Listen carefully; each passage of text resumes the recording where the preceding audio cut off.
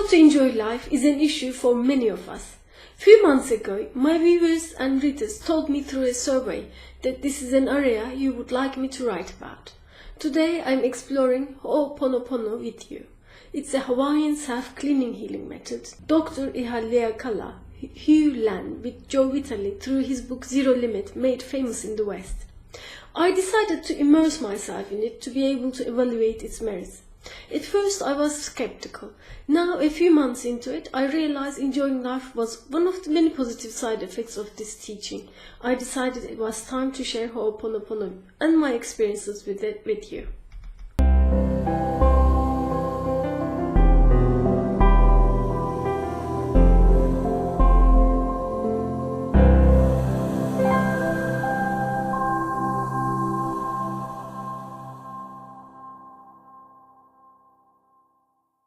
Dr. Hugh, who has a doctorate from the University of Iowa, was staff psychologist at Hawaii State Hospital in the forensic unit for the criminally mentally ill for several years. The miraculous results he achieved with inpatients attracted curiosity. His methods were so effective that all inpatients were discharged and finally the unit closed in 4 years. Dr. Lan learned this method from a native healer called Mona Nalamaku Simona and has been practicing the updated Ho'oponopono since November of 1982. Let's start with a quote from Mona Simona. If we can accept that we are the sum total of our past thoughts, emotions, words, deeds and actions, and that our present lives and choices are colored or shaded by this memory bank of the past, then we begin to see how a process of correcting or setting it right can change our lives, our families, and our society. This approach includes a few presuppositions about how we understand life and relationships. First, the physical universe is an actualization of our thoughts. Our thoughts, we believe, often reflect conscious as well as unconscious experiences of ourselves and those of our ancestors. These memories dominate our minds. The soul, comprised by the subconscious mind and conscious mind, experience vicariously through memories, replaying, and inspirations. The world within and without are the same. Everything exists as thoughts in our minds. The nature of our thoughts creates the nature of our reality. For example, if my thoughts are anxious, they would create an anxious physical reality. If my thoughts are inspired by the divine, they create a physical reality filled with love. We are 100% responsible for the way our physical universe is. We are 100% responsible for correcting when our physical reality contains illness, pain, anger, in fact anything other than bliss. Often we think the problem is in the world or in ourselves. We say, if only I was smarter, calmer, more beautiful, more disciplined. If only my partner was happier. If only I had better teachers. If only the politicians were more honest. If only my father was more understanding. So does the list goes on. All would be bliss if only. Ancient Hawaiians believed that any wrongdoing is memorized within oneself and mirrored in every entity and object which was present when the cause happened. We would also suffer from ancestors' sins. The sins of the father will fall upon the children. If a child is sick, the parents may have quarreled or were not conducting themselves well. Disasters may be caused by social disorder. Harmony could only be restored by confession and apology. Every thought or memory from when we were first created is stored within our subconscious or the child within us. This memory bank is an integral part of the self. The self is made up of the child's subconscious, the mother conscious, and the father's superconscious. Not only each of us as individuals carry our own inner family, every atom, every cell and molecule has an inner family of their own as well. In this tradition, all problems begin as thought of a painful memory. But having a thought is not the problem in itself. The problem is the consequences of memories occupying our subconscious mind. Every second, millions of bits of information reach our system, of which we can consciously process only 20%. The same had happened with our ancestors. We know from scientific research that our DNA carries memories of our ancestors. Therefore, our subconscious mind is inundated with masses of memories we are not even aware of, but we might say our inner child carries. The body and the world reside in the subconscious mind.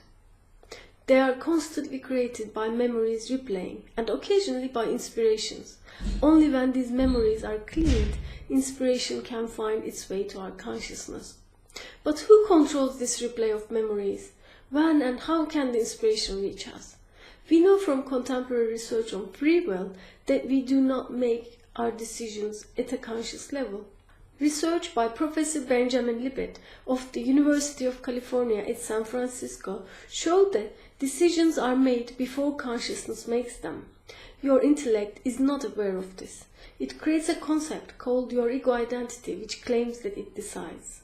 We seem to be at the mercy of our conscious and unconscious memories going back generations and generations. No wonder we feel so lost most of the time. Our conscious mind desperately attempts to solve the effects of these memories rather unsuccessfully. Let's say you experience a physical illness or feel extreme emotions towards a situation, such as fear, anxiety, anger, or mental difficulties, such as an inability to concentrate and get things done on time, or you suffer addictions, such as eating or drinking problems, debilitating obsessions and compulsions. We know that these are the effects of the painful memories your inner child carries.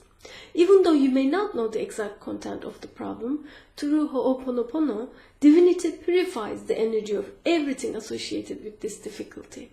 Here is how you do the cleaning. Let's say you feel anger rising in your body-mind when your child is making too much noise, or when your partner fails to understand you persistently on a sensitive issue. You can start by saying, "I love you, my anger and my inner child." You may wonder why you should say you love a feeling that is so uncomfortable and unhelpful. We often are super critical towards ourselves, and deep down many of us feel unlovable.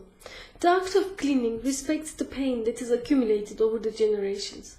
Notice how whilst you are taking the full responsibility for cleaning, there is no blame, no judgment, no labeling, no force, but only loving acceptance.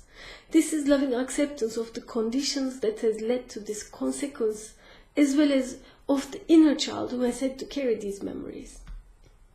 These loving words literally open the gateway for the conscious and unconscious memories registered in our DNA, coming all the way from our ancestors, to purify and transform to love. Another part of cleaning involves saying, "I am sorry, please forgive me for all the reasons I am aware and not aware that contributed to this anger." Often, couples bring to their therapy many events they have not been able to resolve and accumulated. During couple therapy, being heard by the therapist helps them to perceive the events and each other's emotional states from a different angle. However, when I think of all the pain and suffering involved in the process, cleaning seems such an efficient way of moving on from such painful interactions. The simple act of cleaning is sealed with a statement such as, "I thank you, my anger and my inner child, for allowing me to clean." We are really thanking because as the energy associated with such thoughts and emotions gets released, we feel at peace. What is so beautiful is that when we clean something in our own consciousness, we clear it for everyone, every place, and every object associated with this memory. As a result, the space for inspiration opens up, perfect solutions present themselves. Intuition fills the space, and we discover our life's purpose, becoming the person we were meant to be from moment to moment. As a couple, we achieve deeds beyond our dreams. It's easy to see how cleaning ourselves is also healing the world. It also resonates with 13th century scholar and poet Rumi's words. "Yesterday I was clever, so I wanted to change the world. Today I am wise, so I am changing myself." The world without is a reflection of the world within. If we see division in our world, it is because we are carrying division within us. As we ask to release divisive thoughts within us, division no longer has to be reflected out into our world.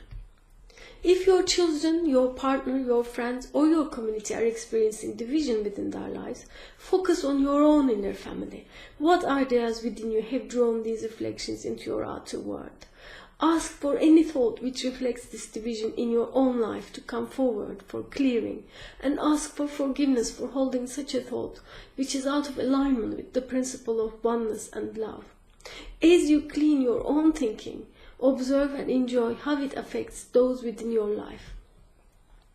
Here is a summary of what Hawaiian native wisdom advises.